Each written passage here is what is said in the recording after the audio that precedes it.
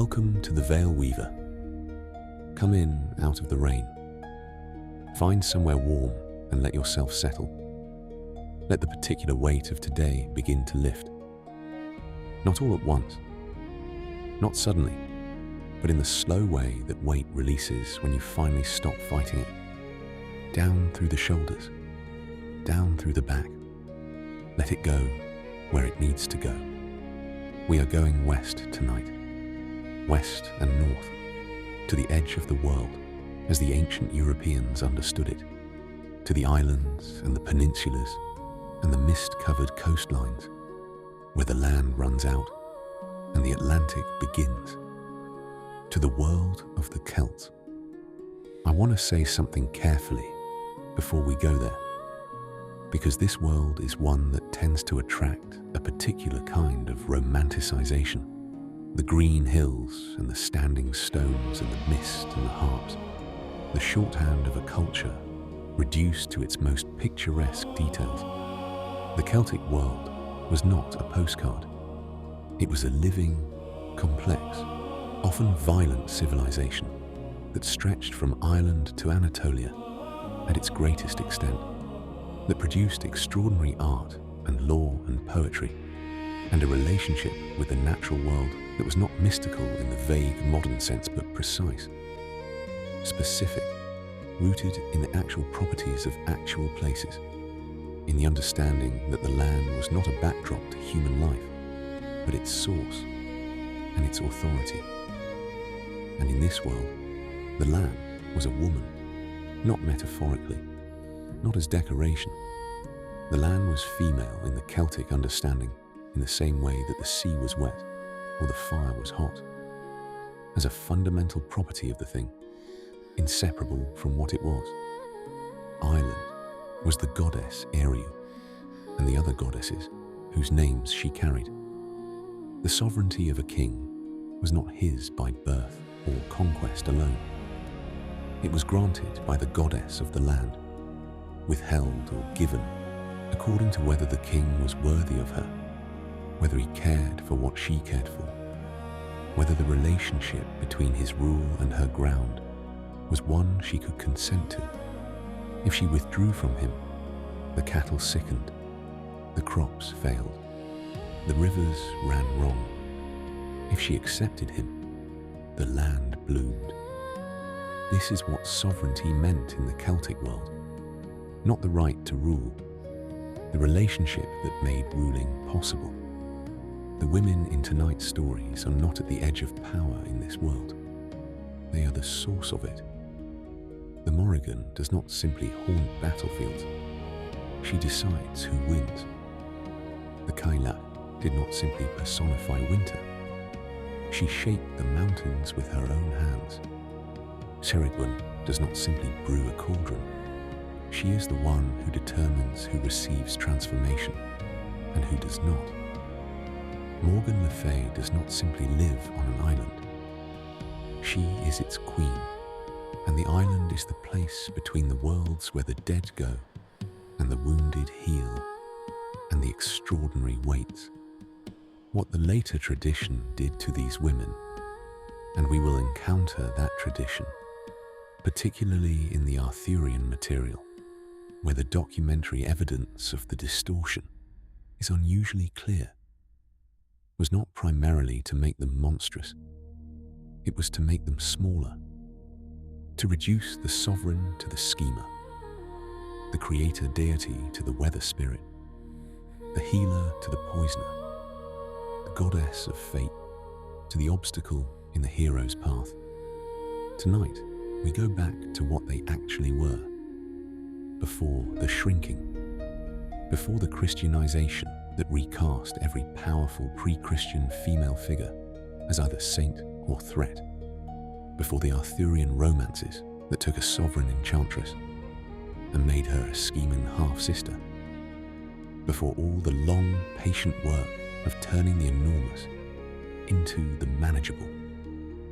We are going back to the land, to the mountains made by a woman's hammer, to the cauldron that brewed for a year and a day, to the battlefield where a crow watches with the particular attention of something that already knows the outcome, to the island in the west where the wounded go, and where a queen with healing hands has been waiting for a very long time. And we are going to the night that turns the year. We begin there, at Samhain, at the threshold between the dark half and the light, with the oldest woman in the world. The mountains were not always there. This sounds obvious in the geological sense. Of course, the mountains were not always there. The land was formed over millions of years. The ice ages came and carved the valleys and the moraines, and the specific shape of the highland glens. But this is not what the Celtic tradition means when it says the mountains were not always there. What it means is more specific and more interesting. It means someone made them.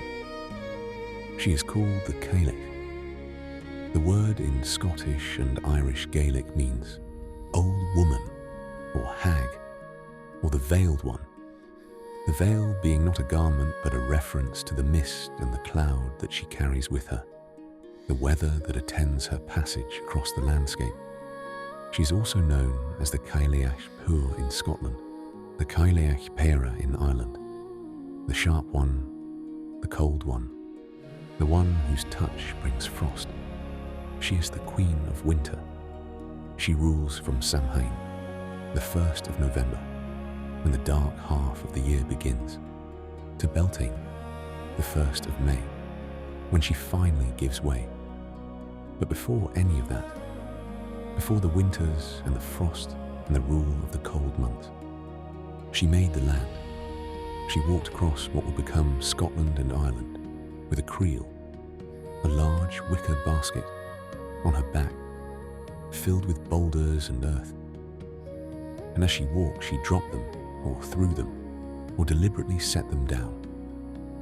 And they became the mountains. Ben Cruachan, the highest peak in Argyll, was built from what she carried.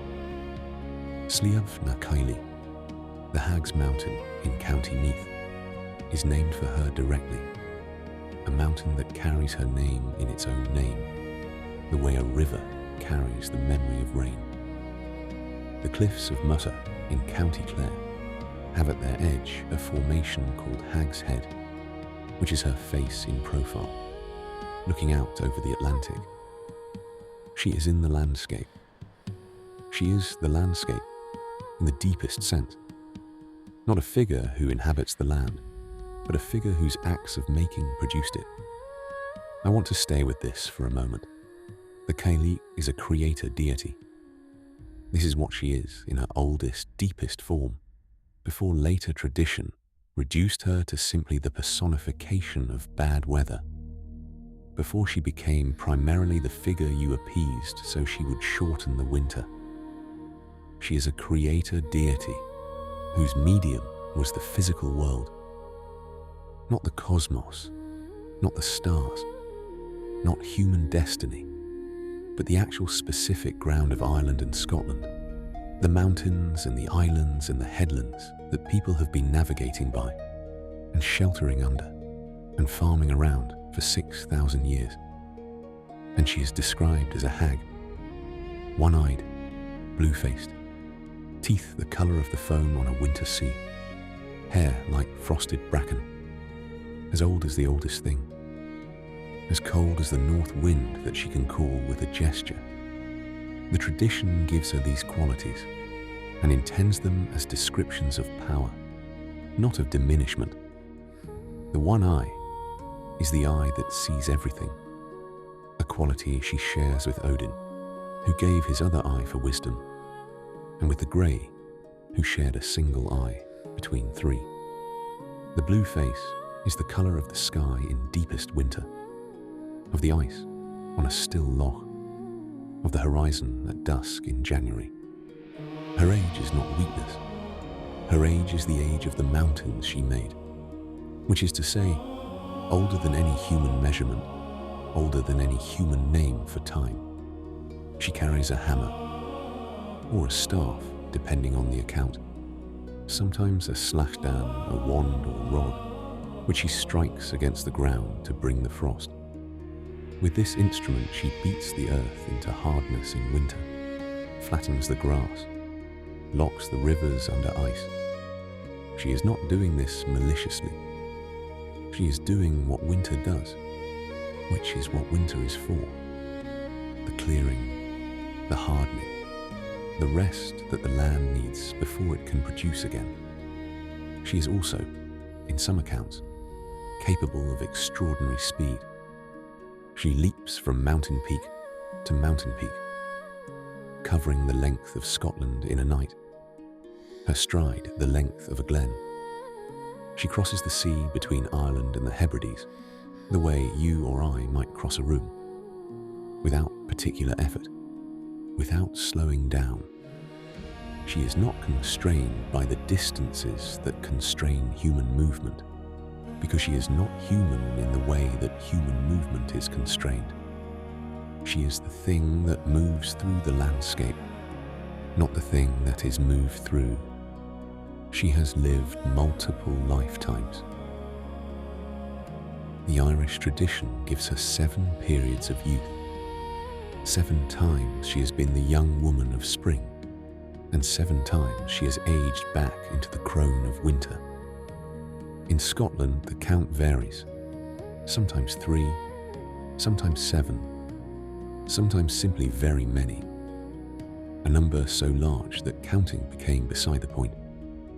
In the Isle of Man, she spends exactly half the year as an old woman and half as a young one. In every version, the cycling is the thing.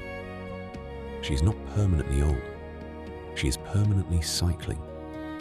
And old is simply one of the phases she passes through, the way the year passes through winter, without winter being the end of the story. Now let me tell you about the transformation.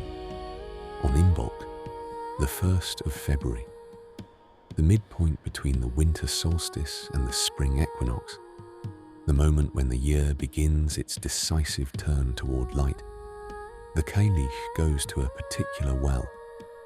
The accounts differ on which well and where, but the structure is always the same. She goes before dawn, she drinks from the water, and what happens next is the thing. She becomes young, not transformed by anything external, not changed by the intervention of a god or the application of a potion. She drinks the water of the well, and the winter lifts from her.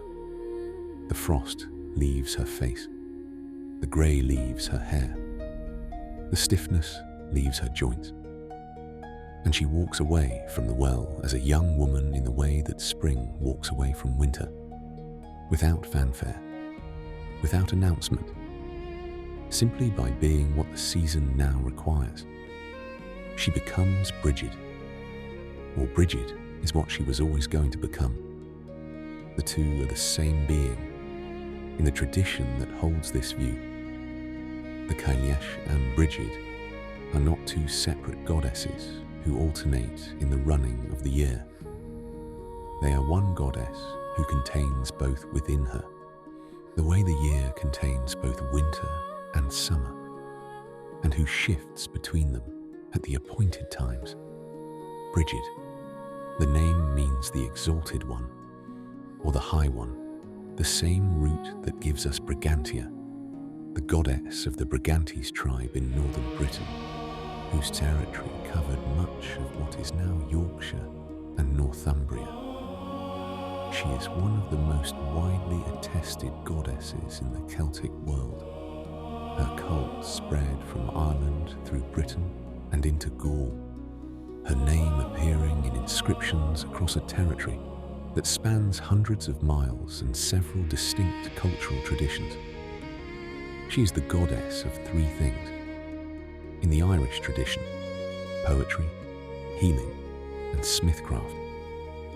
This is a striking combination that rewards thought. Poetry, the making of meaning from language, the art form that the Celtic tradition considered the highest and most demanding, the province of the Fili, the poets who were ranked alongside kings in the social hierarchy. Healing, the knowledge of the body and its remedies, the understanding of what goes wrong and what can be done about it, the relationship with plants, and with the specific properties of things that connects Brigid to the broader tradition of the wise woman, and smithcraft, the transformation of raw metal into useful form, the working of fire and hammer that is itself a kind of creation, the skill that produces the tools that make everything else possible. 3 different forms of the same essential activity. Making. Brigid is a maker. She governs the making of words, the making of health, the making of tools. She is the power of transformation directed toward useful ends, toward things that serve life rather than simply witnessing it. She is also the keeper of a sacred flame.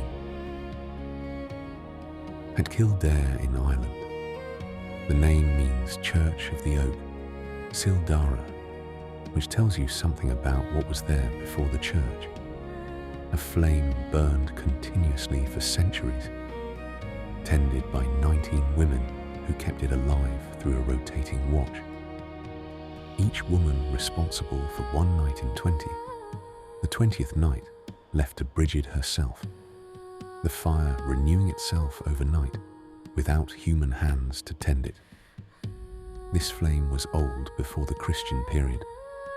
It was old before the Romans reached Ireland. It was old before the writing that might have recorded its beginning. When Christianity arrived in Ireland, the flame at Kildare was absorbed rather than extinguished. Brigid was made a saint. Saint Brigid of Kildare, one of the 3 patron saints of Ireland, whose feast day falls on the 1st of February. Imbolc, the day the Cailleach drinks from the well and becomes young, the day the flame is tended, the day the spring begins its turn toward the surface. The 19 women became 19 nuns. The sacred flame became a holy fire. The goddess became a saint, and the saint was given a biography that bears, in almost every important detail, the marks of the goddess underneath, miracles of healing, of abundance, of transformation, a reputation for wisdom and protection, a specific named association with fire and with the turning of the year. The church absorbed Brigid because Brigid could not be extinguished. The flame at Kildare was put out once in the 13th century by order of a bishop who found the practice insufficiently Christian. It was relit within the decade. The people would not let it go out. She was the Cailleach's other face, the spring face, the making face, the face that appears when the old woman drinks from the well in the dark before dawn on the 1st of February and walks away transformed, lighter, younger, carrying in her the warmth that the world has been waiting for since Samhain. The mountains that Cailleach made are still there. The rivers she locked in winter, ice run free now. The flame at Kildare, relit in 1993 by the Brigidine sisters, who maintained an unbroken tradition across the centuries, burns tonight in County Kildare, as it has burned for longer than anyone can say. The year turns. It always turns.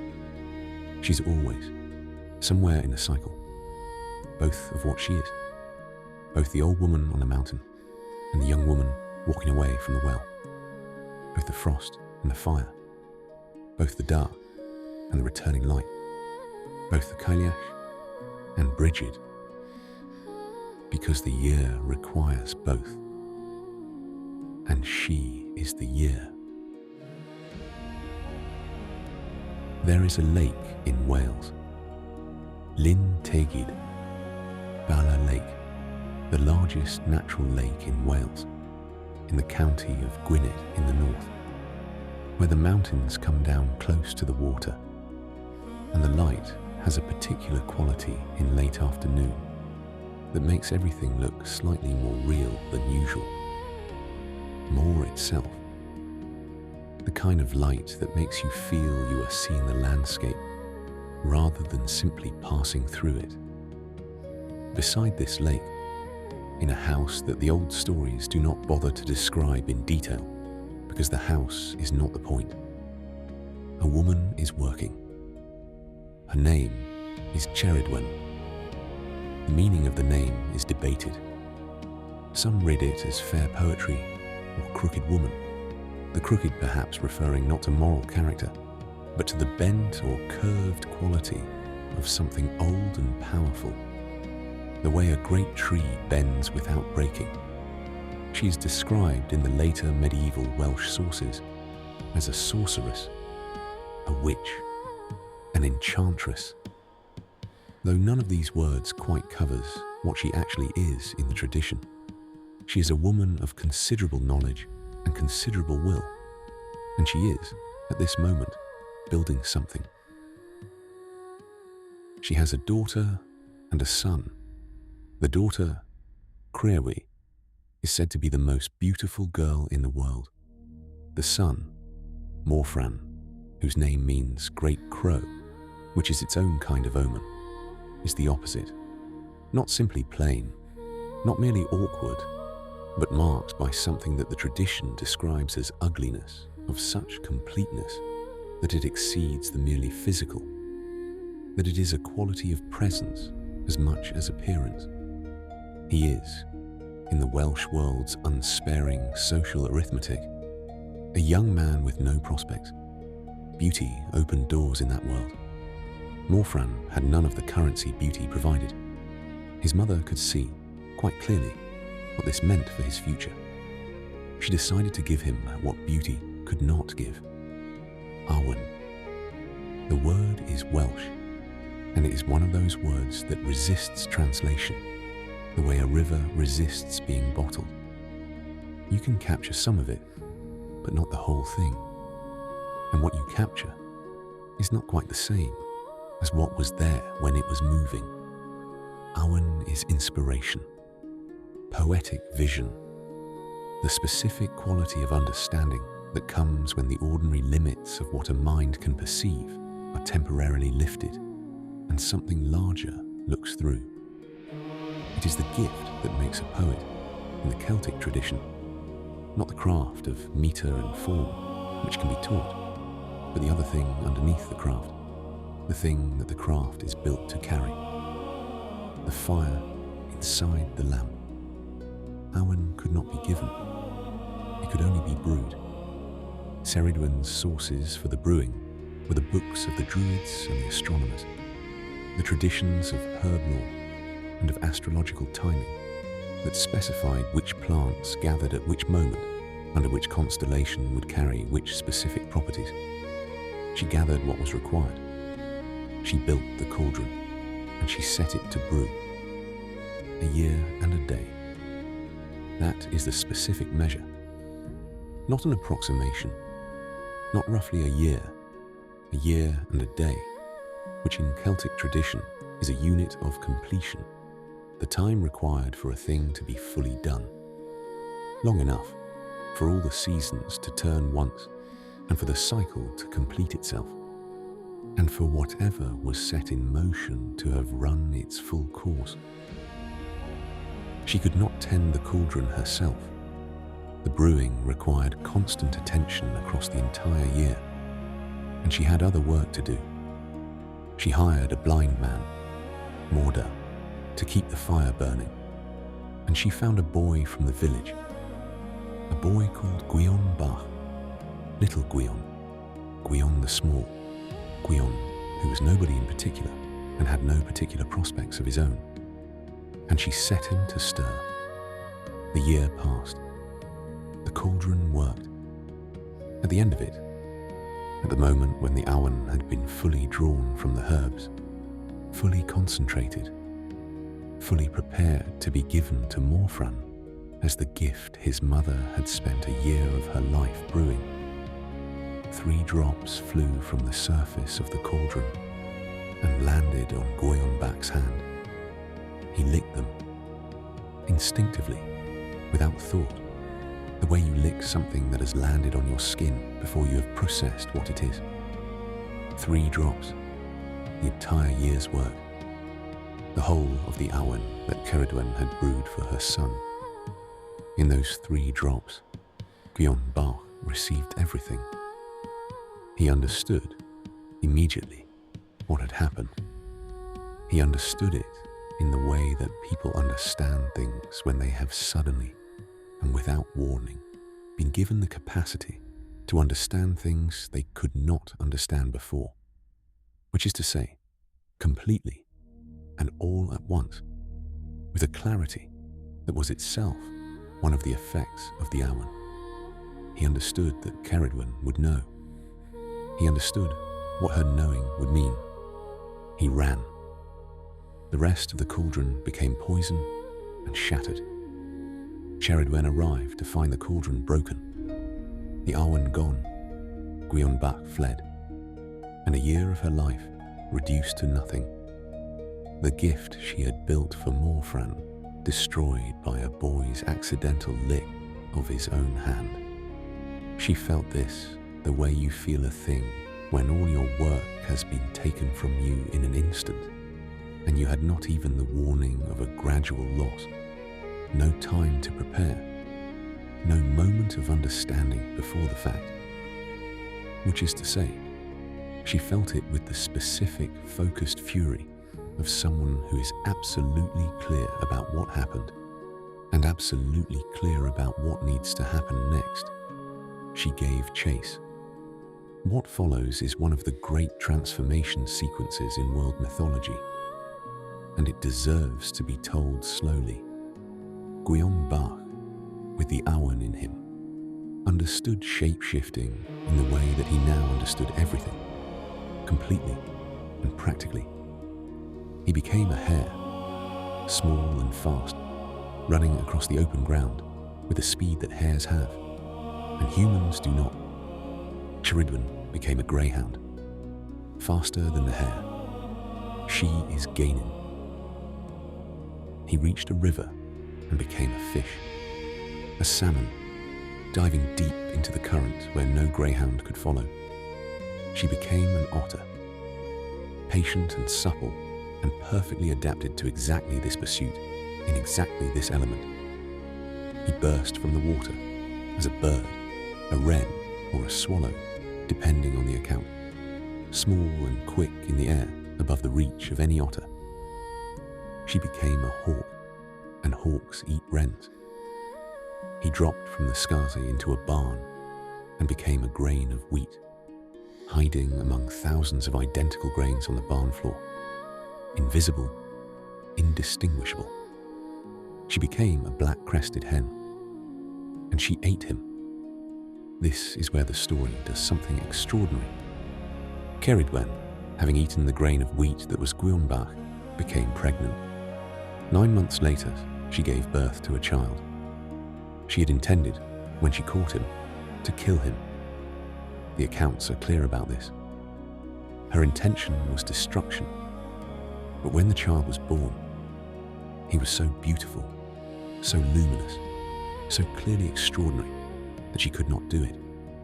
She looked at what she had made, or what had been made through her, and she could not. She wrapped him in a leather bag and threw him in the river.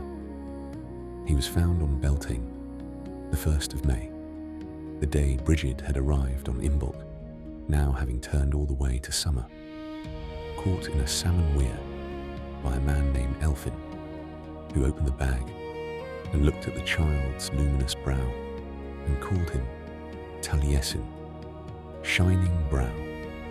Taliesin became the greatest poet in the Welsh tradition, the primary bard, the poet whose name survives in the oldest manuscript traditions, whose voice, or the voice attributed to him, is one of the most extraordinary things in early Welsh literature. full of the specific, visionary quality of someone who sees through and around and behind the ordinary surface of things. He claimed to have been present at the creation of the world. He claimed to remember every shape he had worn. He claimed to carry in him the whole of time. The awen that Cerridwen brewed for Morfran became the gift that made Taliesin. Now I want to stop and turn this story over, because the tradition has told it consistently from Gwion Bach's perspective. The boy who accidentally received the gift, the boy who ran, the boy who was eaten and reborn and became extraordinary. The story of Taliesin's miraculous origin, with Cerridwen as the source of the gift, and also as the pursuer who drove the chase that was the gift's forge. The transformations that Gwion Bosch had to perform to survive her were themselves the further education the Arwen required. She was making him. Even in pursuit, he could not have become Taliesin without the chase. But whose story is this? It is Cerridwen, who spent a year gathering and brewing and tending. It is Cerridwen who understood what Awen was and how it was made. It is Cerridwen whose grief at the loss of the year's work is the fuel for the transformation sequence. Without her fury, no chase. Without the chase, no Taliesin. The greatest poet in the Welsh tradition is the product of her knowledge, her labour, her grief, her fury, and finally, her involuntary act of creation. The tradition calls her the villain. She is described in later sources as a witch, as a sorceress, as the dark force that hunts the innocent boy. Her cauldron, the Cauldron of Inspiration, the thing she built, becomes in the popular imagination the archetypal witch's cauldron, the bubbling vessel of dark power, the prop in 1,000 later images of the evil enchantress. The source of everything extraordinary in the story has been recast as its threatening element. I find myself thinking about what Cerridwen actually did. She saw that her son would struggle in a world that valued what he lacked. She decided to give him a different kind of currency, one that the world valued even more. She spent a year of her life in the service of that decision. A boy stumbled into what she had made, took it accidentally, and ran. She pursued him, as any of us would pursue something that had been taken from us without permission, as any of us would pursue the loss of a year's work. In the pursuit, she made him into something greater than either of them had planned. She is the source of the greatest gift in the Celtic tradition. The tradition named her the villain for it. The cauldron is still there, in some sense, in every act of making that cost something, every piece of work that required a year and a day, every transformation that began as loss and became, through the specific chemistry of grief and intention and time, something extraordinary. Cerridwen brewed it first. Before the battle, the crow. This is always how she arrives, in the form of the carrion crow, the hooded crow, the raven, the black bird that belongs to the field after the fighting is over. She is seen circling before the armies have even formed. She is perched on a rock at the ford, where two forces will meet at dawn. She is watching from a tree at the edge of the plain, while the warriors are still sharpening their weapons and making their prayers, and telling themselves the stories they need to tell themselves before they do something that cannot be undone. She already knows how it ends. She is the Morrígan. The name is Old Irish, and its most common translation is Great Queen or Phantom Queen, the word Mor meaning great, and Regan meaning queen. though the phantom reading comes from an alternative etymology that connects the first element to a word for fate or terror. All of these translations are correct in the sense that all of them are pointing at different faces of the same thing. She is a great queen. She is a phantom queen. She is the queen of fate. She is the queen of terror. She is all of these at once, and none of them alone is sufficient. She is a triple figure, or she contains multiples, which is not quite the same thing. The Irish tradition is fluid about whether the Morrígan is one being or three, and this fluidity is not inconsistency, but accuracy. She is a being whose nature exceeds the singular. Her aspects are usually given as Badbur, Masha, and Nemain. Badbur is the battle crow, the scald crow, the one who appears over the battlefield in bird form, and whose shrieking was said to cause panic in armies, whose cauldron at the center of the earth boils with the fallen. Masha is the goddess of the land, specifically of Ulster, of the plain of Eamon Masha, whose suffering at the hands of the Ulster warriors is one of the most devastating and most important stories in the entire cycle. Nemain is battle frenzy itself, the panic that seizes an army, the specific terror that makes disciplined soldiers break and run, that comes from nowhere and cannot be reasoned with. The Morrígan encompasses all three. She is the crow and the land and the panic and the aftermath and the crow again. She is also a sovereignty goddess. This is the most important thing about her, and the thing that is most consistently underplayed in popular accounts that prefer to present her as simply dangerous, simply dark, simply a goddess you hope to avoid.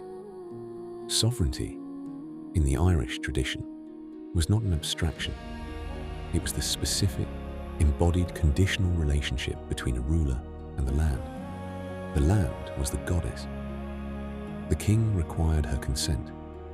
Without her, he was nothing. Not simply a bad king, but no king at all. A man making claims on a territory that did not recognize them. The Morrígan was one of the primary holders of this sovereignty. Let me tell you about Cú Chulainn. He was the greatest hero in the Ulster cycle.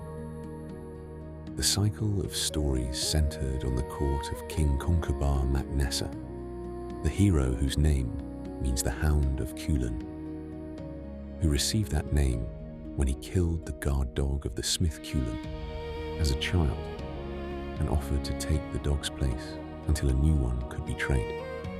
He was ferocious and extraordinarily skilled and beloved in the way that the greatest heroes are beloved, not without reservation, not without knowledge of what the ferocity cost, but completely. He was what that world needed a hero to be. And he was also, in the specific quality that mattered most to the Morrígan, unable to see what was in front of him. She came to him at a ford, the crossing place, the threshold between territories, the kind of liminal space where she was always most present. She appeared as a young woman, beautiful. The accounts give her red brows and a red cloak, and the specific quality of presence that marks someone whose attention is entirely focused on you. She told him who she had come to see. She told him what she was offering. She offered herself to him. This was not a proposition in the ordinary sense, though it was that too. A goddess offering herself to a hero in the Celtic tradition was a sovereignty offer. The full weight of the land's blessing, the consent of the territory itself, the specific power that came from being chosen by the one who determined whether kings were worthy of their kingdoms. To accept this offer and to receive it with the recognition it deserved was to become something more than a very skilled warrior. Cuchulainn refused her, not politely. He did not know who she was, or he did not fully understand what she was, and he dismissed her in the way that men dismiss women who offer something they have not been asked for, in the way of someone who has calculated that he does not need what is being offered and cannot be bothered to be graceful about the refusal. He said he was a warrior. He said he had battles to fight and had no time. He said he did not need the help of any woman. She told him who she was. He doubled down. He was Cuchulainn. He had managed well enough on his own. The Morrigan looked at him, and what she saw was not a hero who was unworthy of her offer. He was, in a technical sense, absolutely worthy, the finest warrior in Ireland. What she saw was a hero who could not recognize sovereignty when it was offered to him, who could not see what was standing in front of him, who had the skills of the warrior without the wisdom of the king. This was, in her understanding, the thread of his fate. She did not simply become his enemy in the way of a woman scorned, though the tradition has often read her that way. And I want to push back on that reading because I think it misses the entire point. She became his antagonist in the way that fate becomes an antagonist, not out of personal malice, but out of the recognition that the shape of his life, the quality of the flaw at its center, made certain outcomes inevitable. She could see the thread. She was the one who saw the thread. She interfered with his battles, as an eel that wound itself around his legs at a ford when he was fighting, tripping him, giving his opponent the moment he needed.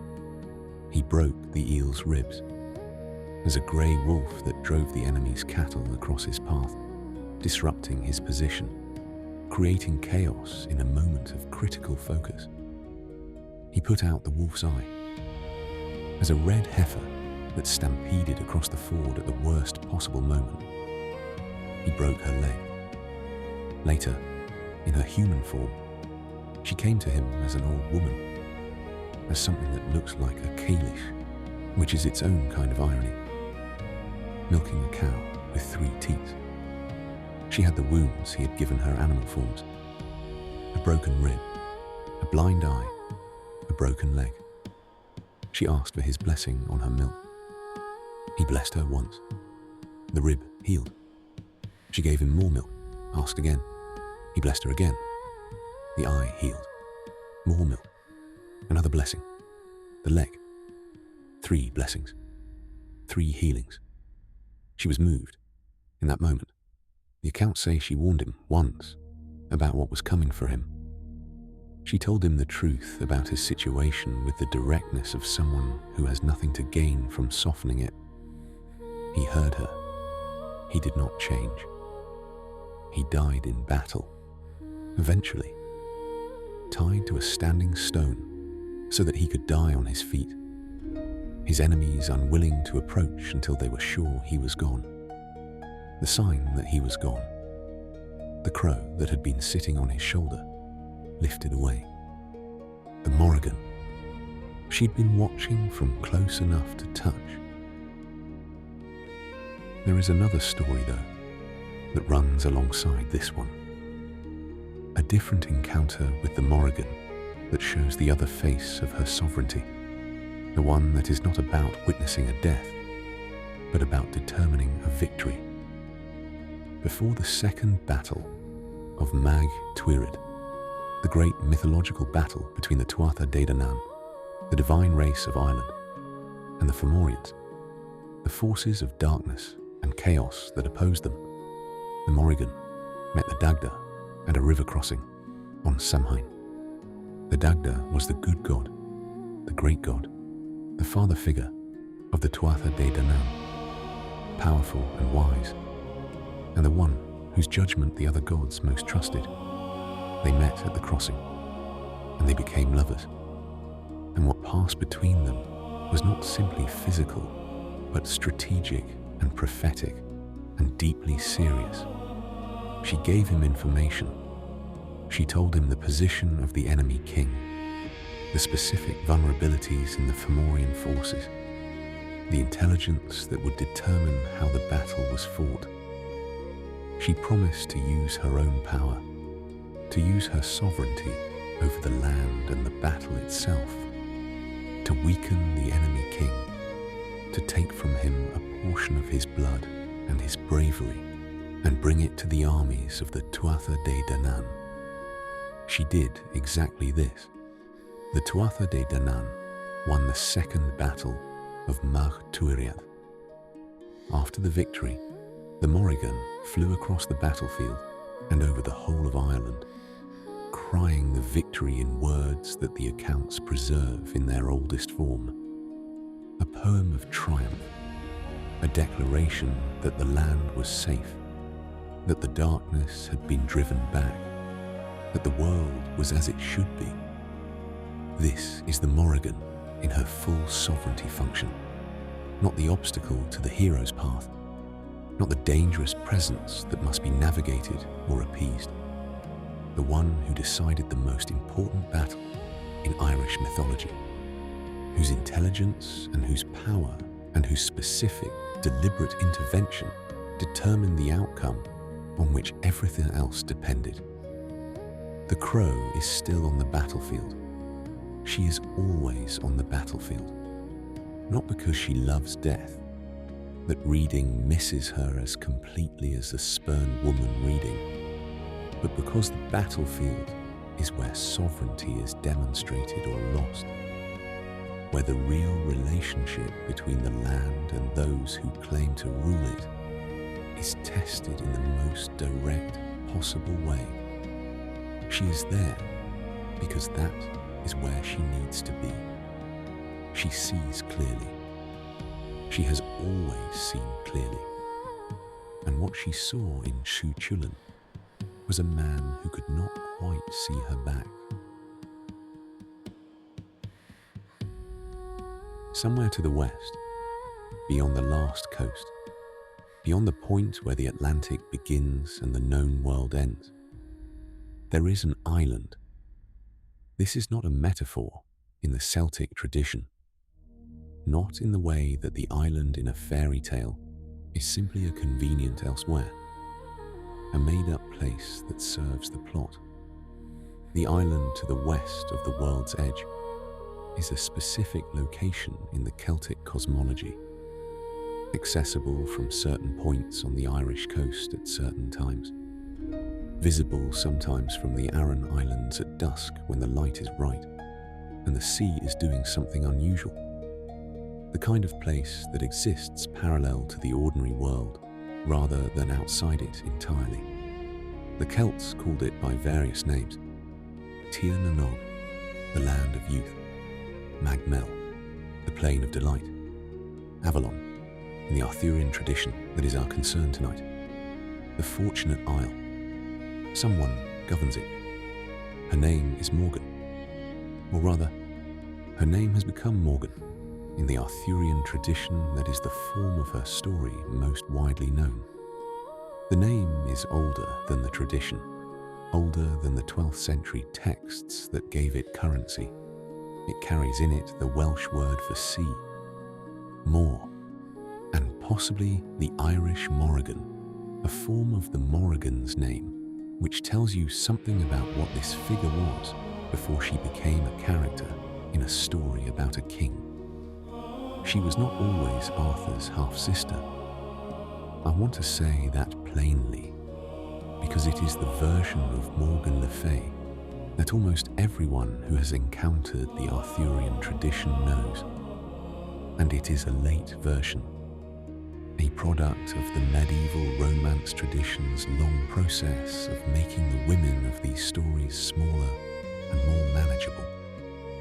In the earliest Arthurian source that mentions her directly, Geoffrey of Monmouth's Vita Melini, written in the mid-12th century, she is something very different.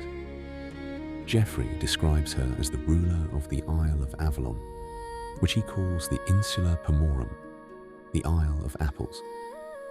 She is one of 9 sisters who govern the island, and she is the eldest and the most powerful. She is a healer of extraordinary skill. Geoffrey says she can heal any wound if the wounded person is brought to her in time, that her knowledge of herbs and of the properties of things exceeds any human medicine. She is a shapeshifter, and she can fly. She learned these arts, Geoffrey says, from her own study, not gifted, not inherited, but earned through the particular kind of long attention that constitutes mastery of anything genuinely difficult. She receives Arthur after the last battle. This is the moment that matters most in Geoffrey's account. The Battle of Camlan is over. Arthur has received his fatal wound, and his knights bring him to the shore and place him in a boat, and the boat goes west.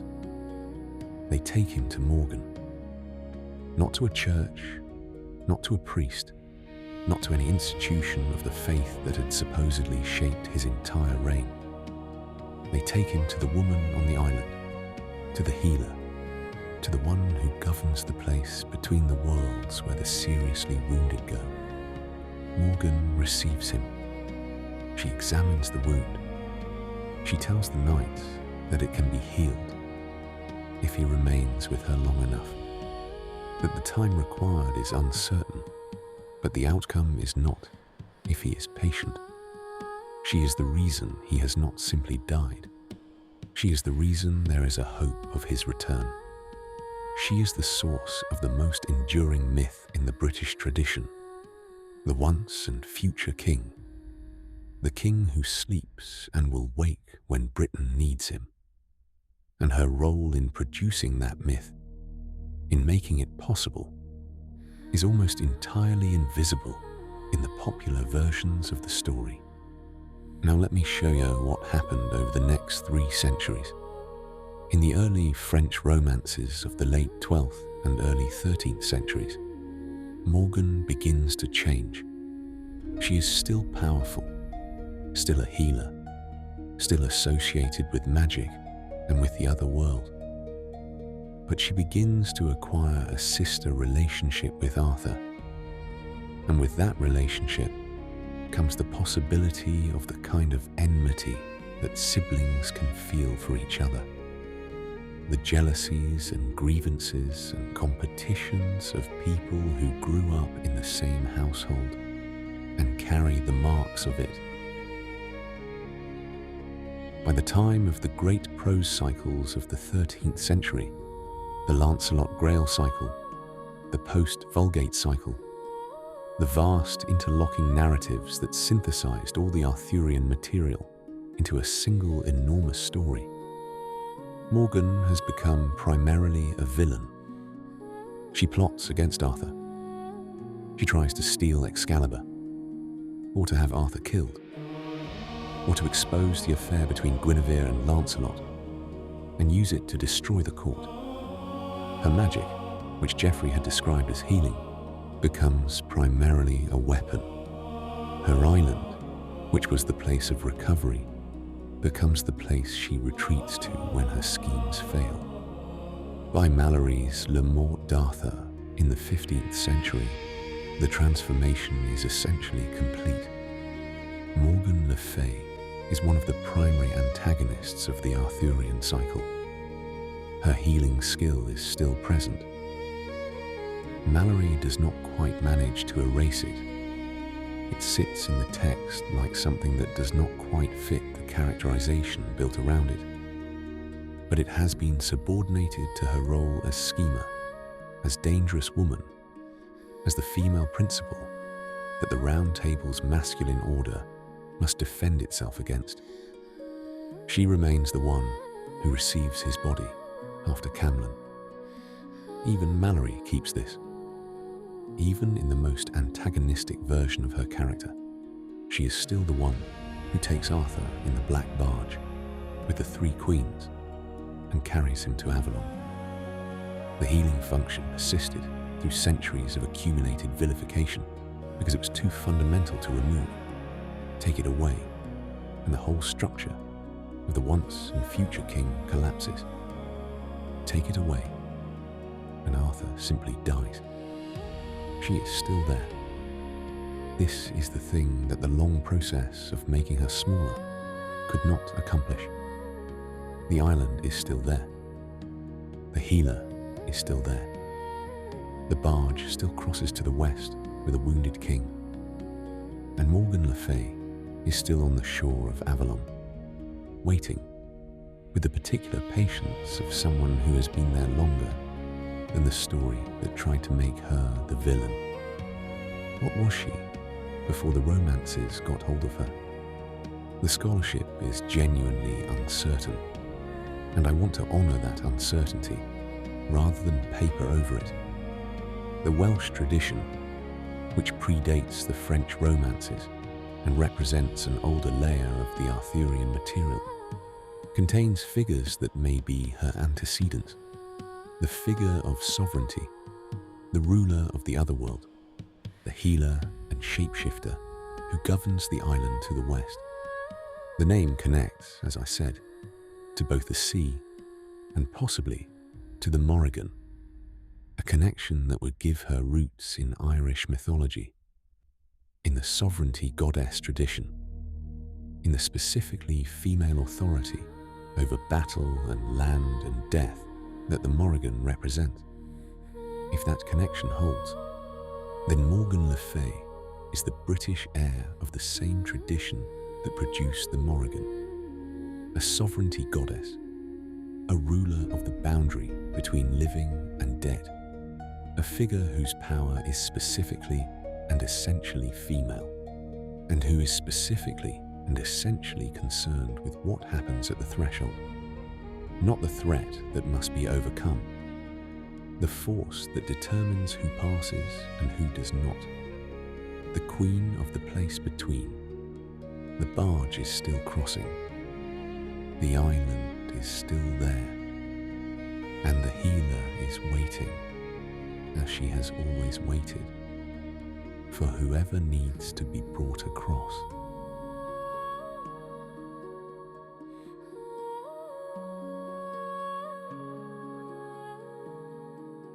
There is a particular quality to the Scottish night in late October.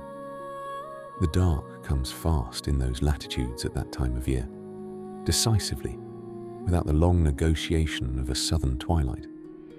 1 hour there is grey light over the hills, and the next there is simply night, enormous and full of the specific sounds that the Highland dark makes. The wind in the heather, the burn moving over stones, the occasional far-off cry of something that might be a bird and might not be.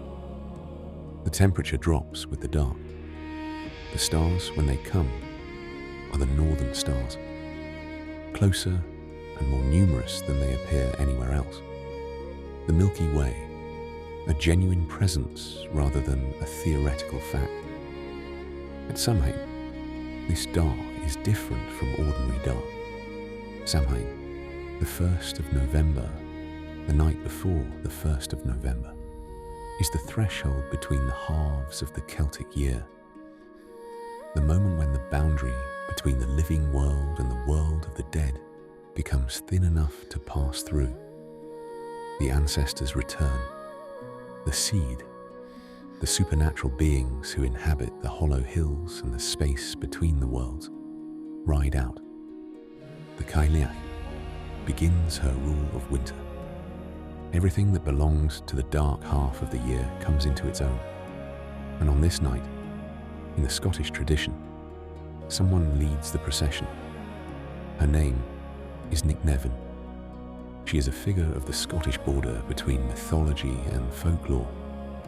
Not quite a goddess, not quite a fairy queen, not quite a witch, occupying that particular liminal space that Scottish tradition was especially good at producing and maintaining, where the categories refuse to settle, and the figure remains productive precisely because she cannot be fully pinned down. She is sometimes called the Queen of the Fairies, sometimes the Queen of the Witches. She leads the wild hunt in the Scottish variant of that widespread tradition. The procession of supernatural riders who move through the night sky at certain times of year. In Scotland, more consistently female-led than in most other European traditions. Her name has several possible readings. The most compelling connects it to a Gaelic phrase, meaning daughter of heaven. Nic, a feminine patronymic, and Niamhain, or a form of the divine, which would make her the daughter of the sky, a title of divine origin. Another reading connects the second element to a word for bone or witch, which would make her something like the witch woman or the bone woman, a name in the tradition of naming by the most fearful quality. Both readings are possible. Both are pointing at the same figure from different angles. She first appears by name in Scottish court poetry of the 16th century.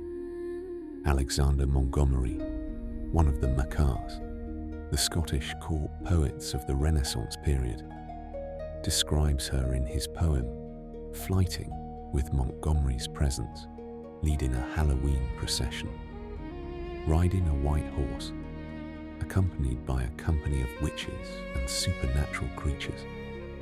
The description has the vividness of something drawn from genuine folk belief, rather than invented for the poem. The specific details, the specific night, the specific qualities of her company suggest that Montgomery was working from a living tradition rather than constructing one.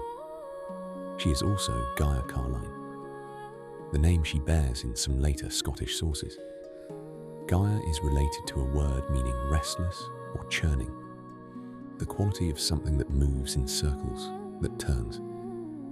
Carline is an old Scots word for old woman. The churning, old woman. The restless hag. This name connects her directly to the Cailleach, the same figure perhaps, seen through a different lens, or the same tradition expressing itself in a later and more local form. She flies. This is one of the most consistent details. She moves through the Samhain night in the air, not on the ground, with her company around her. And the company is the dead and the fairy folk and the witches who have pledged themselves to her service. She rules the night procession the way the Morrígan rules the battlefield, with absolute authority, with the specific quality of someone for whom this domain is not claimed but simply hers.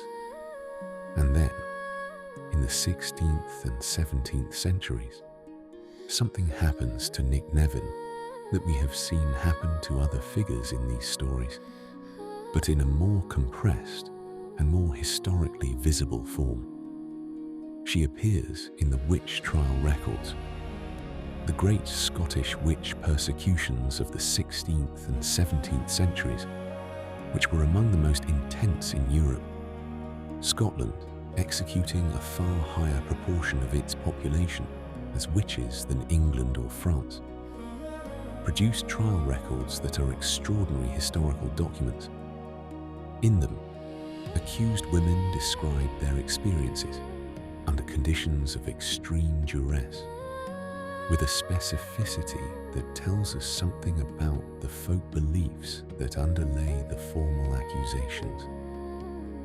And in those records, Nicnevin appears.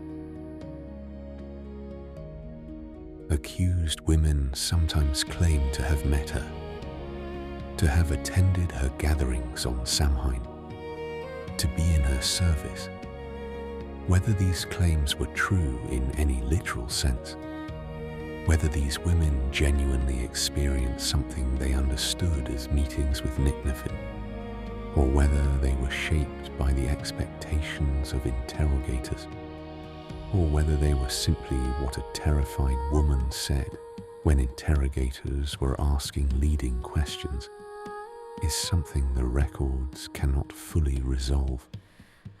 But the presence of her name in the records tells us that she was real in the cultural imagination, that she was what the prosecuted understood themselves to be connected to, that when the witch trial apparatus looked for what witches served, Nicnevin was one of the figures it found. This is the most direct connection in tonight's episode between the mythological witch and the historical woman accused of witchcraft. The figure who begins as a queen of the supernatural world, who leads the wild hunt, who rules the Samhain night. She becomes, in the logic of the witch trials, the queen of the accused, the one who presides over the Sabbath, the one whose name appears in the confessions. The distance between Montgomery's court poem and the witch trial records is about 50 years. The distance between the queen of the fairy procession and the queen of the Sabbath is the distance that the Reformation and its anxieties travelled in those 50 years, across the specific landscape of Scottish religious and political upheaval, across the specific fears that produced the most sustained period of anti-witchcraft prosecution in Scottish history. She rode before. She was accused after. The night is Samhain. The procession moves through the sky. The dead, the fairy folk, the witches who have pledged themselves to her, and Nicnevin at the front on her white horse. She is not simply the personification of darkness or of evil. She is the queen of everything that moves in the night between the worlds, everything that belongs to the threshold, everything that the day cannot contain.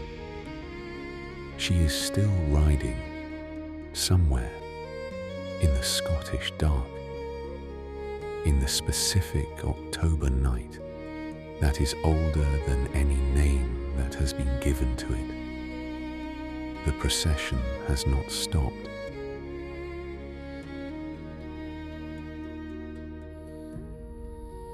We come back to the land. We always come back to the land. In this tradition, everything else, the cauldrons and the crows and the healing islands and the Samhain processions, everything is grounded in the specific physical fact of the ground itself, the soil, the mountains, the bogs and the rivers and the headlands, the land that is female in its deepest nature and that carries in its very topography the marks of the women whose stories we have been telling tonight. Look at what tonight has held. The Cailleach, who made the mountains, not as metaphor, not as story we tell to explain a landscape we do not understand, but as the tradition's most honest account of where the physical world came from a woman with a hammer and a creel full of boulders, walking across what would become Scotland and Ireland, making the ground by moving through it. The mountains are still there. Whatever was done to her story, however much the later tradition reduced her from creator deity to weatherbringer to bad omen, the mountains she made are still there, and you can stand on them and feel, if you hold very still, something of what it meant to the people who first named them after her. And Brigid, her other face, the flame that would not go out, the sacred fire at Kildare that survived Christianization, survived the Reformation, survived everything that the long centuries of religious and political upheaval threw at it, and was burning again before the 20th century ended, because the people who understood what it meant would not let it die. Poetry and healing and smithcraft, making, in all its forms, the transformation of raw material into something that serves life. She is here every February, in the quality of the light that begins to change, in the first snowdrops, in the specific feeling of the year turning back toward warmth. She is always arriving. Cerridwen, who spent a year in service to her son and lost everything in 3 drops, and gave chase across a shape-changing world, and inadvertently produced the greatest poet in the tradition. The cauldron is her contribution to everything that has ever been made with care and lost to accident and pursued through transformation and born in the end as something neither the maker nor the thief had planned for. She is in every act of creative work that costs more than you expected. She is in the grief that becomes, against all intention, generative.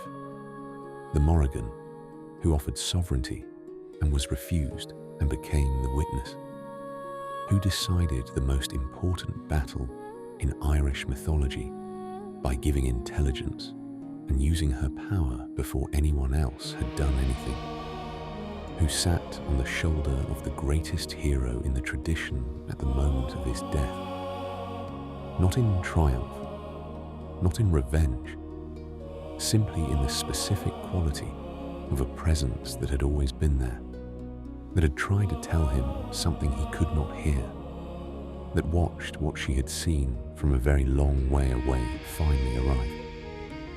She is still on the battlefield. She is always on the battlefield. The crow is always there before the fighting starts. Morgan Le Fay, who was a healer and a ruler, and the reason the once and future king is once and future, rather than simply dead, who was taken by 3 centuries of storytelling and turned from sovereign to schemer, from healer to poisoner, from queen of the threshold to antagonist of the male hero's quest, and who persisted through all of it, because you cannot remove the healer from the story without the story collapsing. She is on the shore of Avalon. She has been there since before Geoffrey of Monmouth named her, since before the Romance tradition arrived with its anxieties about powerful women, since before any of the texts we have. She will be there after the last Arthurian novel is written and forgotten. Nicnevin, who rides on Samhain with the dead and the fairy folk, and the witches who have given themselves to the night procession, who was present in the court poetry before she was present in the witch trial records, who spans the distance between mythology and history in the most visible and most uncomfortable way of all the figures in tonight's episode. The queen of the night between the worlds, who became the queen of the accused, because the same anxieties that made Morgan Le Fay a schemer made Nicnevin a Sabbath mistress. What these women have in common is not darkness, though some of them are dark. It is not magic, though all of them wield it. It is not even that they are women, though that is not incidental. It is sovereignty, the specific quality of authority that comes not from appointment or conquest or inheritance, but from the relationship with the land itself, the land that knows who cares for it and who does not, the land that grants its blessing to those who recognize what it is and withholds it from those who cannot see, the land that is female in its oldest understanding, and whose female nature is not decorative but functional, not the prettiness of green hills, but the authority of something that determines at the most fundamental level whether the things humans attempt to build will last or not. The Cailleach made the mountains. The flame at Kildare burns. The cauldron brewed for a year and a day, and something extraordinary came from it, though not what Cerridwen intended, which is perhaps the most honest thing that can be said about any act of genuine making. The crow is on the shoulder of every story we still tell about the great heroes, and the crow's eye is the Morrigan's eye, and she sees everything, and she saw this too, saw us here, telling these stories, trying to give back some of the scale that the shrinking took away. Morgan Le Fay is keeping the king alive. Nicnevin is riding. The night is very deep now. The particular dark of these islands at the western edge of Europe, where the land has been running down into the sea for millennia, and the sea has been running up onto the land. The boundary between them, permanent and impermanent at once. The mist is on the water. The stars are out above the mist. Somewhere on the hillside, a mountain that was made by a woman's hammer stands exactly where it has stood since she put it there. Somewhere, a flame is burning. Somewhere, a cauldron brewed something extraordinary. And even if the cauldron is broken, and the year is over, and the brewing cannot be undone, what it made is still in the world, still moving through it, still illuminating whatever it touches. Let that light reach you. The particular light of something made with great care and long attention. Something that cost more than anyone planned and produced more than anyone expected. The veil is thin tonight. It is always thin here. In the old places. At the old times. In the places where the women whose stories we tell tonight were first named and first honoured, and first understood for what they were. The sovereignty is still in the ground. The land has not forgotten. Sleep now. The Cailleach is on the mountain. Brigid's flame is burning. And the crow is watching, as it has always watched, with the patient attention of something that already knows how the story ends and is waiting, simply for the rest of us to catch up